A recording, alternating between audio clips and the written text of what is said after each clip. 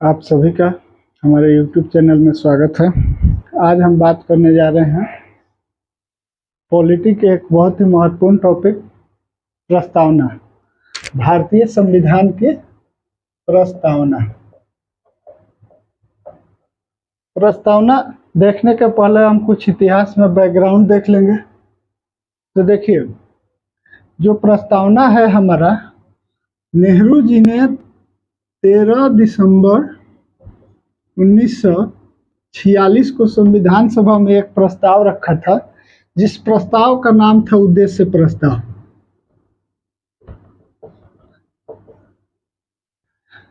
इस उद्देश्य प्रस्ताव को 22 जनवरी 1947 को स्वीकार कर लिया गया और यही आगे चल के जो हमारा था, ये हमारी संविधान की उद्देशिका या कह सकते हैं प्रस्तावना बना।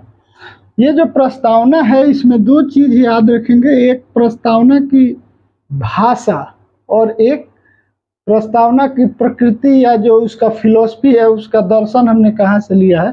तो जो प्रस्तावना की भाषा है वो हमने ऑस्ट्रेलिया से लिया है।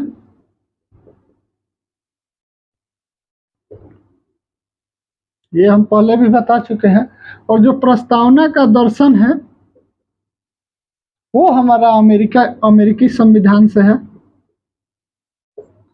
तो ये तीन चीजें हैं, उद्देश्य प्रस्ताव, ऑस्ट्रेलिया और अमेरिका का संविधान। इन सब से हमने मिलकर प्रस्तावना बनाया है।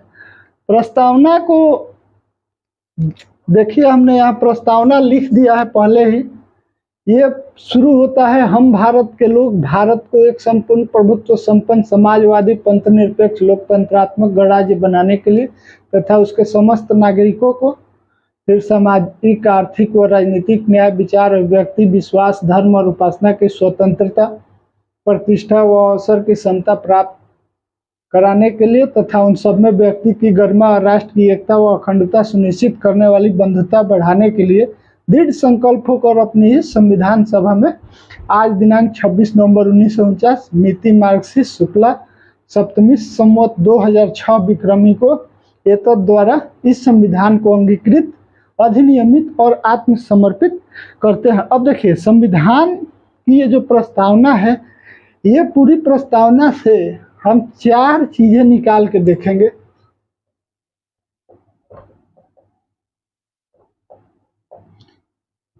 चार चीजें में पहली है कि ये जो प्रस्तावना है, जो हमने संविधान लिखा है, उसका स्रोत क्या है। ये संविधान ये आया कहाँ से। अगला चीज आएगा कि ये जो भारत देश है, जो देश है, उसका तत्व क्या है, यानी इसके तत्वों के बारे में चर्चा करेंगे। और तीसरा, उद्देश्य। और चौथा है लागू होने की तिथि।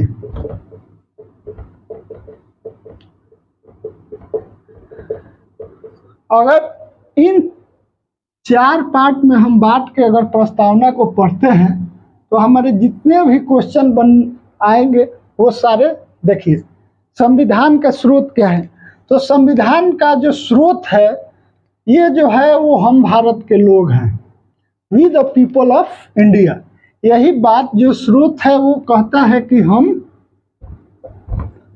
भारत के लोग।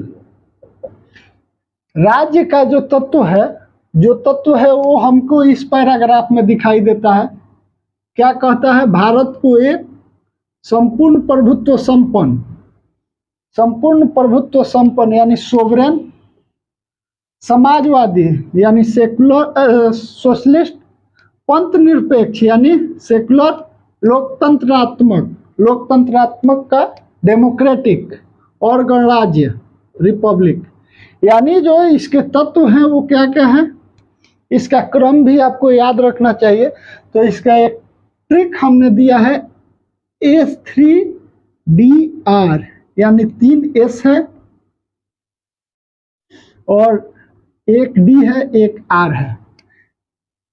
सोवरेन कहते हैं इंग्लिश में, जिसको हम संपूर्ण प्रभुत्व संपन्न,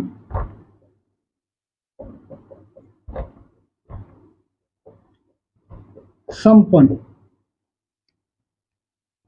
संपूर्ण प्रभुत्व संपन्न, समाजवादी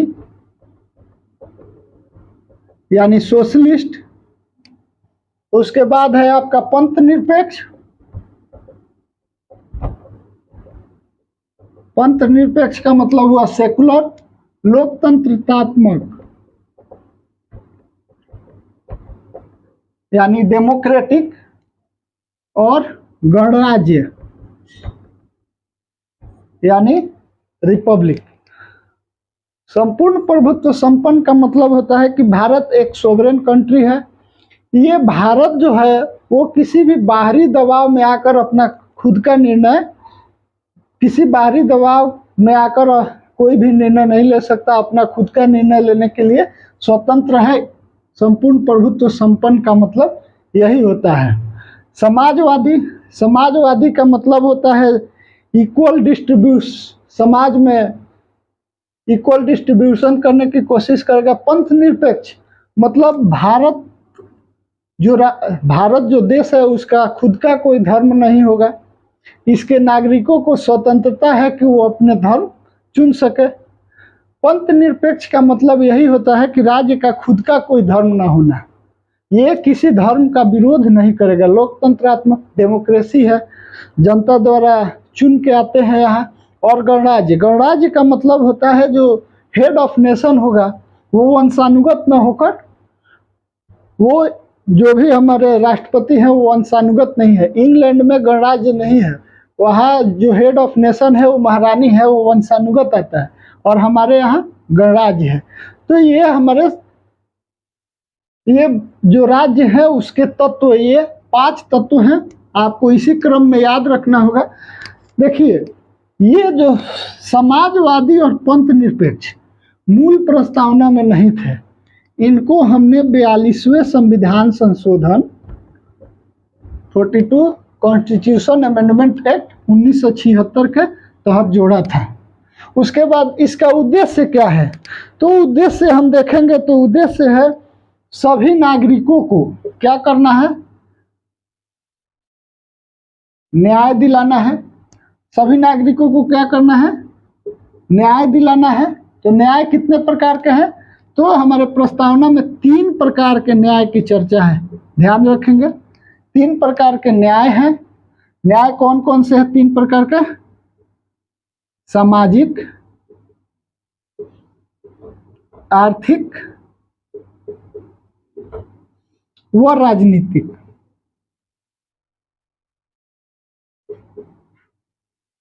ये 3 प्रकार के न्याय।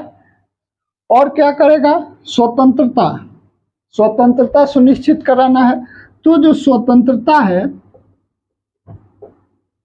वो स्वतंत्रता हमारे प्रस्तावना में 5 तरह का दिया हुआ है, याद रखेंगे।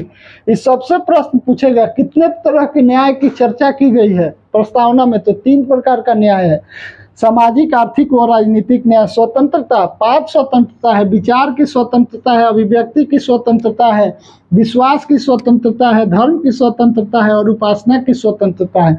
तो ये हमारे 5 तरह का स्वतंत्रता है। और उसके बाद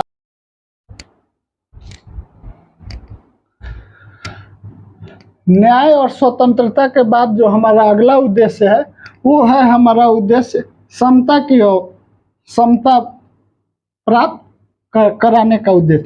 तो जो समता प्राप्त कराने का उद्देश्य है वो समता 2 तरह की ये बात करेगा।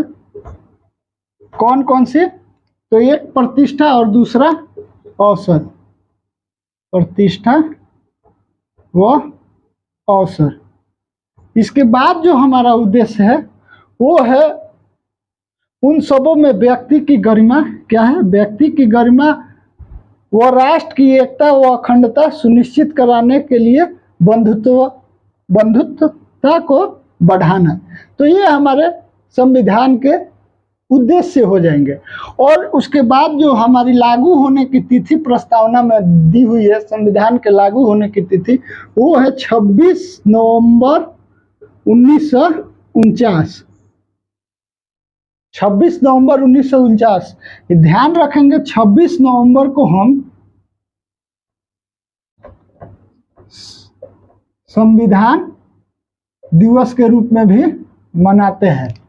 तो ये हमारा प्रस्तावना से संबंधित स्रोत किस में है, तो हम भारत के लोग में है। तत्व क्या क्या है, तो इसके 5 तत्व हैं। संपूर्ण प्रभुत्व संपन्न समाजवादी पंथ निरपेक्ष लोकतंत्रात्मक गणराज्य बनाना है। उद्देश्य क्या है, तो न्याय की प्राप्ति करना है, स्वतंत्रता की प्राप्ति कराना है, न्याय की प्राप्ति कराना है, समता की प्राप्ति कराना है। उसके बाद व्यक्ति की गरिमा व राष्ट्र की एकता व अखंडता सुनिश्चित कराने वाली बंधुता को बढ़ाना है। तो ये हमारे उद्देश्य हो जाएंगे। लागू होने की जो तिथि है वो है 26 नवंबर 1949। अब इसके बाद हम देखेंगे प्रस्तावना के कुछ महत्वपूर्ण तथ्य। महत्वपूर्ण तथ्य में देखेंगे तो सबसे पहले आता है कि प्रस्तावना में संशोधन। प्रस्तावना में संशोधन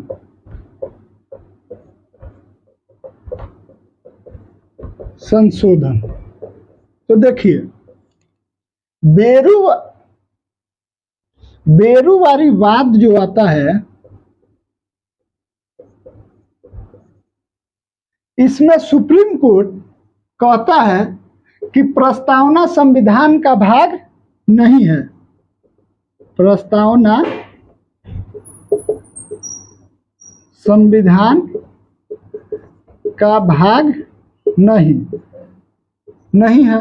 तो जब संविधान का भाग नहीं है तो इसमें क्या नहीं होगा, संशोधन नहीं होगा, संशोधन भी नहीं हो सकता।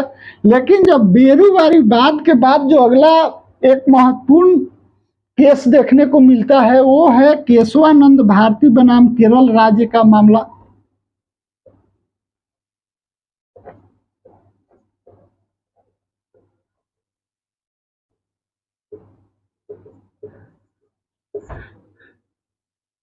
इसमें सुप्रीम कोर्ट कहती है कि प्रस्तावना संविधान का भाग है, प्रस्तावना संविधान का भाग है, इसलिए इसमें क्या हो सकता है, संविधान संशोधन भी हो सकता है।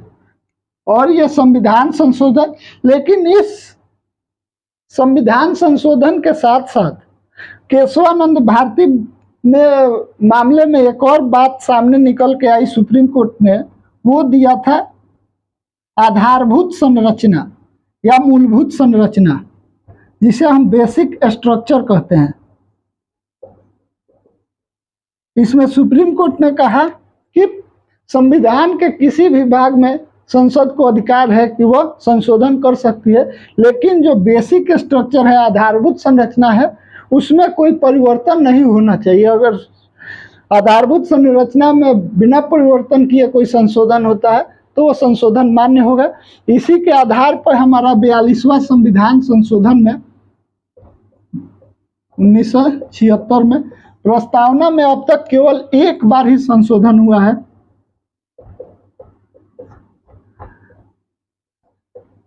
और वो संशोधन क्या था, वो हमारे जो ये समाजवादी पंथ निरपेक्ष और अखंडता, ये 3 शब्द हमने जोड़े प्रस्तावना में। सिर्फ एक बार समाजवादी पंथ निरपेक्ष और अखंडता, यही अब तक एक ही बार प्रस्तावना में संशोधन हुआ है। अब जो कुछ महत्वपूर्ण तथ्य और जो निकल के सामने आते हैं, जो आपको याद होना चाहिए,